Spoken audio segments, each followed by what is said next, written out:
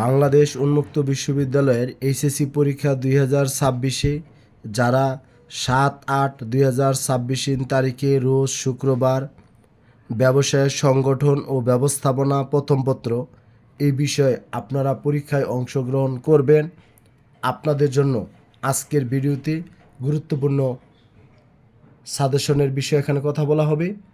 বিশেষ করে আমার যারা চাকরিজীবী, অতি ব্যস্ত এবং গৃহিণী পর্যায়ের শিক্ষার্থী রয়েছেন, আপনারা কিভাবে অল্প সময়ে আপনারা প্রস্তুতি নিতে পারবেন এই বিষয়ে আমি আপনাদেরকে দেখাবো। আর ভিডিও শুরু করার আগে আমি আমার সকল শিক্ষার্থীকে আন্তরিক শুভেচ্ছা, অভিনন্দন ও সালাম জানাচ্ছি। আসসালামু আলাইকুম। এখানে শিক্ষার্থী, আপনাদের ব্যবসায় সংগঠন ও ব্যবস্থাপনা এই সাবজেক্টের আমি আপনাদের যেই পার্টগুলো থেকে সৃজনশীল প্রশ্ন আসে সেই পার্টগুলো আমি আপনাদেরকে দেখাবো। সবাই চেষ্টা করবেন এগুলো থেকে প্রস্তুতি নেওয়ার জন্য। বিশেষ করে শিক্ষার্থী, এখানে আপনাদের এখানে 1.1 এই পার্টটা ভালো করে পড়বেন, 1.4, তারপরে 1.5, 1.6, তারপর শিক্ষার্থী এখানে 2.3, 3.1, 3.3 আর 4 নম্বর চ্যাপ্টারটা খুবই গুরুত্বপূর্ণ আপনাদের জন্য। এখানে বিশেষ করে 4.2, 4.3, 4.4, 4.6, 4.7 এই পার্টটা আপনারা পড়বেন। তাছাড়াও এখানে 5.2, 5.3, 5.5, 5.6,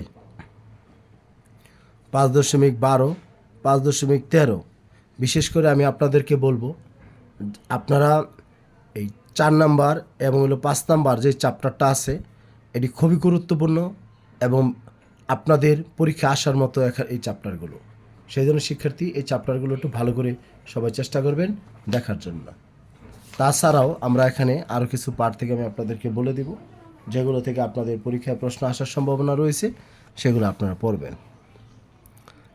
এখানে শিক্ষার্থী যে 6.5, তারপরে এখানে আমাদের রাষ্ট্রীয় ব্যবসায়ের মধ্যে আপনারা যে কাজগুলো করবেন 7.2, 7.3, তারপরে 7.4, 7.5 এই 3টা চ্যাপ্টার এখান থেকে আপনারা ভালো করে পড়বেন। এখন আসেন ব্যবসায়ের আইনগত দিক, যেমন বিশেষ করে এখানে আপনাদের কয়েকটা বিষয় এখানে জানতে হবে। এই যে আপনার কপিরাইট 8.4, তারপরে বীমার ধারণা 8.5, আইএসও এবং বিএসটিআই এগুলো খুব ভালো করে আপনারা পড়বেন, দেখবেন ইনশাআল্লাহ আপনাদের প্রশ্ন কমন আসবে। তবে একটা কথা আমি আপনাদের বলি, আপনাদের উৎপাদন যে সাবজেক্টটা সেটা এবং ব্যবসায় সংগঠনের কিছু কিছু চ্যাপ্টার আপনার মিলে যাবে, যেগুলো মিলে যাবে সেগুলো যেই বই থেকেই পড়েন আপনি চেষ্টা করবেন ওইটা পরীক্ষায় লেখার জন্য। বই কোনো ফ্যাক্টর না, আপনি উৎপাদন থেকে পড়লেন না সংগঠন থেকে পড়লেন এটা বিষয় না। যদি আপনার এই বিএসটিআই 2 জায়গায় আছে, আইএসও 2 জায়গায় আছে, সেই জন্য আপনারা যে কোনো এক জায়গা থেকে আপনারা পড়বেন। এরপর শিক্ষার্থী, এখানে আমাদের আরও কিছু বিষয় আছে যেগুলো আমাদের এইসব চ্যাপ্টারগুলো খুব বেশি আপনাদের প্রয়োজনীয় না, তবে আমি আপনাদেরকে বলতে চাই এখানে আমাদের 12 নম্বর যে চ্যাপ্টারটা রয়েছে এটা আপনারা সবাই ভালোভাবে চেষ্টা করবেন করার জন্য। 12 নম্বর এবং 11 নম্বর চ্যাপ্টার যেমন হলো আপনার ই কমার্স, ই ব্যবসায় বা e business, e marketing, e retailing, e banking, debit card, credit card, mobile banking এগুলো পড়বেন। আর আপনার ব্যবসায়ের নৈতিকতা ও সামাজিক দায়বদ্ধতা এই চ্যাপ্টারটা ভালো করে পড়বেন। তাহলে বলতে পারেন যে স্যার তাহলে আমরা কোন অংশগুলো ভালো করে পড়বো। আমি আরেকবার সামারি বলে দিচ্ছি। আমি এখানে আপনাদের এই পাশে যেগুলো বলেছি সেগুলো আপনারা পড়বেন। তা বিশেষ করে 4 নাম্বার 5 নাম্বার ইউনিটটা খুব ভালোভাবে আপনারা পড়বেন। আমি আপনাদের ক্লাসও আপলোড দিব।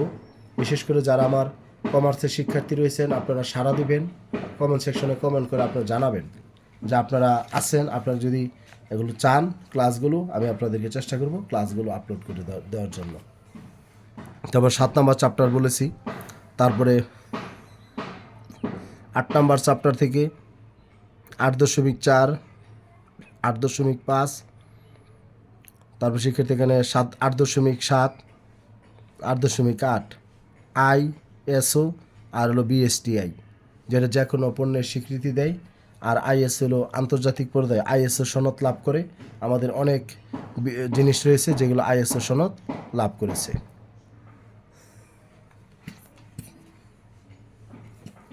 এবার আসেন শিক্ষার্থী, এখানে ব্যবসায়ের তথ্য ও যোগাযোগ প্রযুক্তির ব্যবহার যেগুলো বলেছে এগুলো দেখবেন।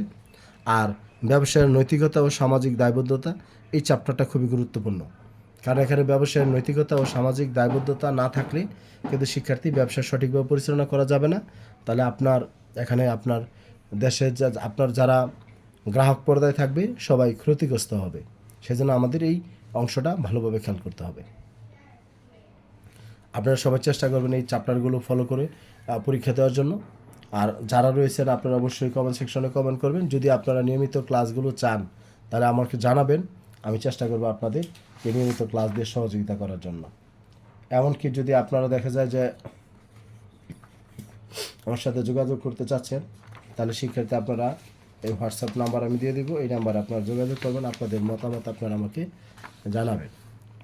01609781125 এই হোয়াটসঅ্যাপ নাম্বারে আপনারা আপনাদের মতামত জানাবেন। যাই হোক, আজকের মতো এখানে শেষ করছি। সবাই ভালো থাকবেন, সুস্থ থাকবেন। আসসালামু আলাইকুম।